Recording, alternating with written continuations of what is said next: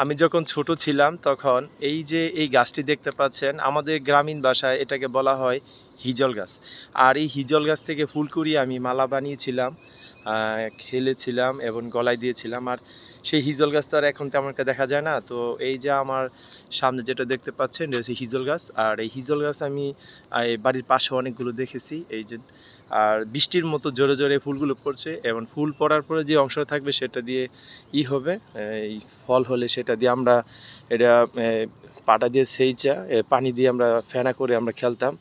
এইখানে অনেকগুলো হিজল গাছ আছে, এদিকটাতে মোটামুটি অনেকগুলো হিজল গাছ এই পর্যন্ত, অনেকগুলো আর ওদিকটা তো আছে। এই যে এখানে আরেকটি হিজল গাছ। আসলে হিজল গাছ দেখতে অনেকটা সুন্দর, আঁকা বাঁকা হয়। আমরা ছোটোবেলা অনেক খেলাধুলা করতে গিয়ে এখানে বসে বসে খেলতাম। তো মোটামুটি ভালোই লাগলো। ওদিকটা তো আছে।